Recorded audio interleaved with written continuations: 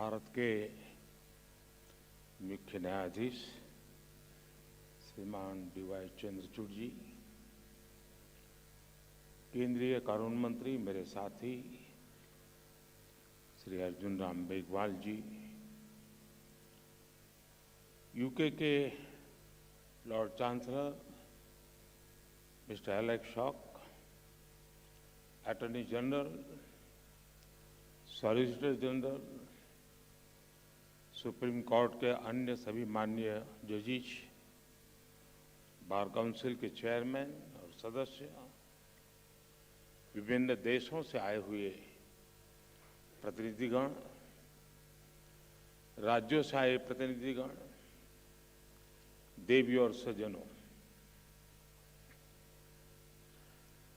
दुनिया भर की लीगल फ्रेटर्निटी के दिग्गज लोगों को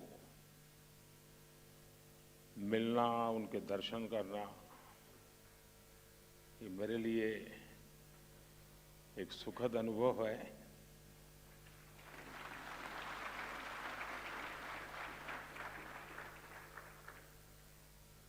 भारत के कोने कोने से यहाँ लोग आज उपस्थित हैं। इस कॉन्फ्रेंस के लिए लॉर्ड चांसलर ऑफ इंग्लैंड और बार एसोसिएशन ऑफ इंग्लैंड के डेलीगेट्स भी हमारे बीच हैं। इसमें कॉमनवेल्थ कंट्रीज और अफ्रीकन कंट्रीज के प्रतिनिधि भी हिस्सा ले रहे हैं। एक तरह से इंटरनेशनल लॉयर्स कॉन्फ्रेंस वसुधैव कुटुंबकम की भारत की भावना का प्रतीक बन गई है। इस कार्यक्रम में आए हुए सभी इंटरनेशनल गेस्ट का मैं भारत में हृदय से बहुत बहुत स्वागत करता हूं। मैं बार काउंसिल ऑफ इंडिया को भी विशेष रूप से बधाई देता हूं, जो बखूबी से इस आयोजन का दायित्व निभा रही है।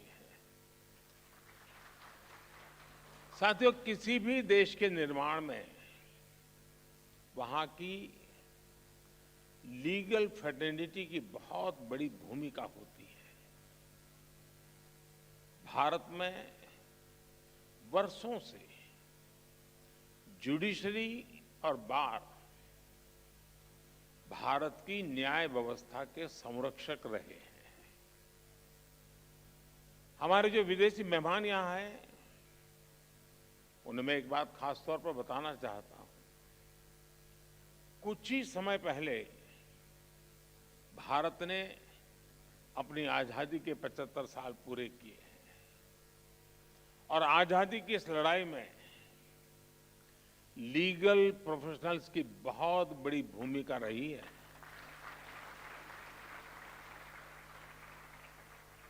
आजादी की लड़ाई में अनेकों वकीलों ने चलती हुई वकालत छोड़ करके राष्ट्रीय आंदोलन का रास्ता चुना था। हमारे पूज्य राष्ट्रपिता महात्मा गांधी, हमारे संविधान के मुख्य शिल्पी बाबा साहब आंबेडकर, देश के पहले राष्ट्रपति डॉक्टर राजेंद्र प्रसाद, देश के पहले प्रधानमंत्री पंडित जवाहरलाल नेहरू, देश के पहले गृह मंत्री सरदार वल्लभ भाई पटेल, आजादी के समय देश को दिशा देने वाले लोकमान्य तिलक हो, वीर सावरकर हो, ऐसे अनेक महान व्यक्तित्व भी वकील ही थे।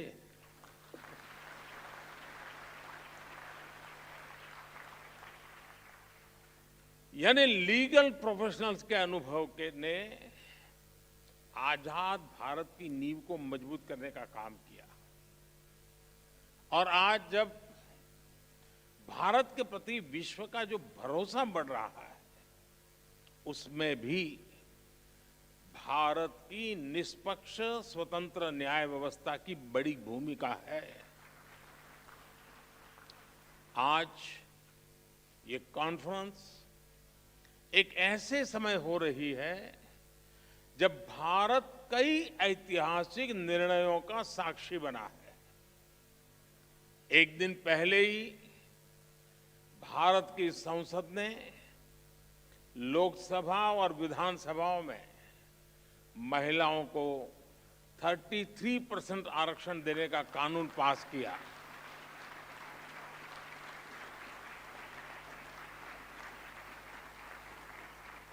नारी शक्ति वंदन कानून भारत में विमेन लेड डेवलपमेंट की नई दिशा देगा, नई ऊर्जा देगा। कुछ ही दिनों पहले ही G20 के ऐतिहासिक आयोजन में दुनिया ने हमारी डेमोक्रेसी, हमारी डेमोग्राफी और हमारी डिप्लोमेसी की झलक भी देखी। एक महीने पहले आज के ही दिन भारत चंद्रमा के साउथ पोल के समीप पहुंचने वाला दुनिया का पहला देश बन गया था। ऐसी अनेक उपलब्धियों के आत्मविश्वास से भरा भारत आज 2047 तक विकसित होने के लक्ष्य के लिए मेहनत कर रहा है और निश्चित तौर पर इस लक्ष्य की प्राप्ति के लिए भारत को एक मजबूत, निष्पक्ष, स्वतंत्र, न्यायिक व्यवस्था का आधार चाहिए। मुझे विश्वास है इंटरनेशनल लॉयर्स कॉन्फ्रेंस इस दिशा में भारत के लिए बहुत ही उपयोगी साबित होगा।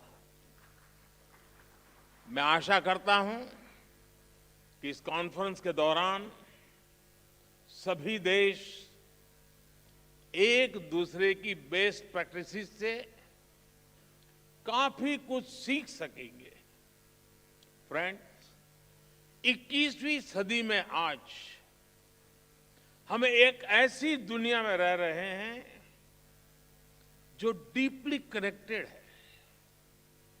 हर लीगल माइंड या इंस्टीट्यूशन अपने ज्यूरिडिक्शन को लेकर बहुत सचेत है, लेकिन ऐसी कई ताकतें हैं जिनके खिलाफ हम लड़ रहे हैं। वो बॉर्डर्स या ज्यूरिडिक्शंस की परवाह नहीं करती। और जब खतरे ग्लोबल है तो उनसे निपटने का तरीका भी ग्लोबल होना चाहिए। साइबर टेररिज्म हो, मनी लॉन्ड्रिंग हो, आर्टिफिशियल इंटेलिजेंस हो और इसके दुरुपयोग की भरपूर संभावनाएं हो, ऐसे अनेक मुद्दों पर सहयोग के लिए ग्लोबल फ्रेमवर्क तैयार करना सिर्फ किसी शासन या सरकार से जुड़ा मामला नहीं है। इसके लिए अलग अलग देशों के लीगल फ्रेमवर्क को भी एक दूसरे से जुड़ना होगा। जैसे हम एयर ट्रैफिक कंट्रोल के लिए मिलकर काम करते हैं। कोई देश ये नहीं कहता तुम्हारा कानून तुम्हारे यहां, मेरा कानून मेरे यहां। जी नहीं, फिर किसी का जहाज उतरेगा ही नहीं। हर कोई common rules and regulations, protocols का पालन करता है। उसी तरह हमें अलग अलग डोमेन में ग्लोबल फ्रेमवर्क तैयार करना ही पड़ेगा। इंटरनेशनल लॉयर्स कॉन्फ्रेंस इस दिशा में अवश्य मंथन करना चाहिए, दुनिया को नई दिशा देनी चाहिए। साथियों, एक अहम विषय ऑल्टरनेट डिस्प्यूट रिजोल्यूशन एडीआर का है। तुषार जी ने इसका काफी वर्णन भी किया। कॉमर्शियल ट्रांजैक्शन की बढ़ती कॉम्प्लेक्सिटी के साथ दुनिया भर में एडीआर का चलन भी तेजी से बढ़ा है। मुझे बताया गया है इस कॉन्फ्रेंस में इस विषय पर भी विस्तार से बात होने वाली है। भारत में तो सदियों से पंचायत के जरिए विवादों के निपटारे की व्यवस्था रही है, हमारे संस्कार में रहा है। इस इनफॉर्मल व्यवस्था को एक व्यवस्थित रूप देने के लिए भी भारत सरकार ने मीडिएशन एक्ट बनाया है। भारत में लोक अदालत की व्यवस्था भी विवादों को हल करने की दिशा में बड़ा माध्यम है। और मुझे याद है, मैं जब गुजरात में था तो एवरेज एक मामला का न्याय होने तक सिर्फ 35 पैसे का खर्च होता था, 35 पैसे। यानी ये व्यवस्था हमारे देश में होती है। पिछले 6 साल में करीब 7 लाख केसेस को लोक अदालतों में सुलझाया गया है। साथियों, जस्टिस डिलीवरी का एक और बड़ा पहलू है जिसकी चर्चा बहुत कम हो पाती है, वो है भाषा और कानून की सरलता।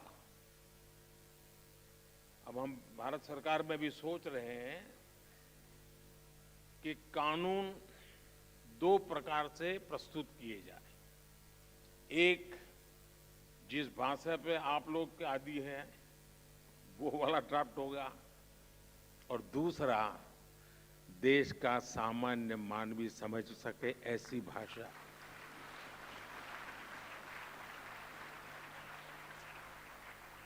उसको कानून भी अपना लगना चाहिए। हम कोशिश कर रहे हैं, मुझे भी सिस्टम भी उसी ढांचे में पली बढ़ी है तो उसको बाहर निकालते निकालते, लेकिन हो सकता है कि अभी मुझे काफी काम है, मेरे पास समय भी बहुत है, तो मैं करता रहूंगा।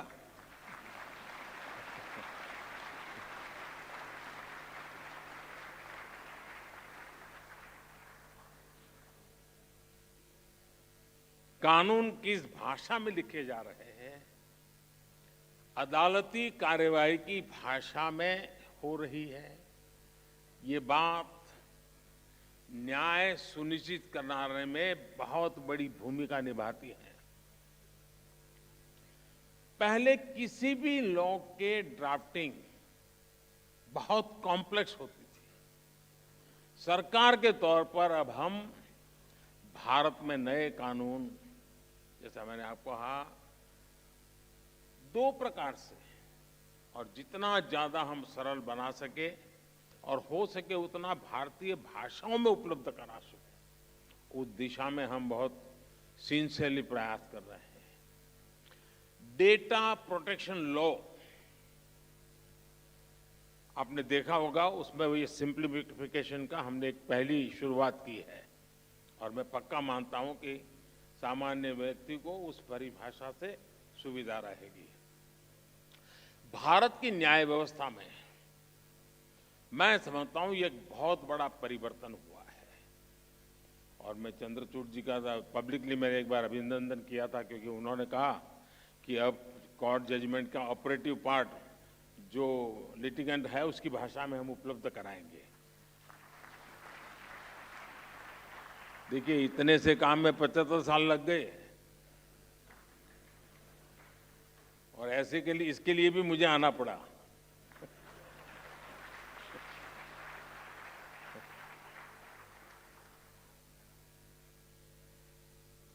मैं भारत के सुप्रीम कोर्ट को इसके लिए बधाई दूंगा कि उसने अपने फैसलों को कई स्थानीय भाषाओं में भी अनुवाद करने की व्यवस्था की है। इससे भी भारत के सामान्य व्यक्ति को बहुत मदद मिलेगी। कोई पेशेंट हो ना, अगर डॉक्टर भी पेशेंट की भाषा में उसे बात करे तो आधी बीमारी यूं ही ठीक हो जाती है। बस यहां ये मामला बाकी है। साथियों, हम टेक्नोलॉजी से, रिफॉर्म से, न्यू जुडिशियल प्रैक्टिसेस से कानूनी प्रक्रिया को कैसे और अच्छा कर सकते हैं, इस पर निरंतर काम होना चाहिए। टेक्नोलॉजी एडवांसमेंट ने जुडिशरी सिस्टम के सामने बड़े एवेन्यूज बना दिए हैं। थोड़े से टेक्नोलॉजिकल एडवांसमेंट ने ही हमारे ट्रेड, इन्वेस्टमेंट और कॉमर्स सेक्टर को बहुत बड़ा बूम दिया है। ऐसे में लीगल प्रोफेशनल से जुड़े लोगों को भी इस टेक्नोलॉजिकल रिफॉर्म से ज्यादा जुड़ना होगा।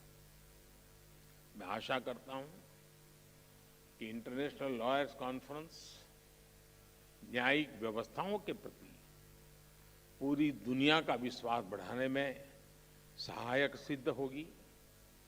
मैं इस आयोजन से जुड़े हर व्यक्ति को इस सफल कार्यक्रम के लिए अपनी ढेर सारी शुभकामनाएं देता हूं। बहुत बहुत धन्यवाद।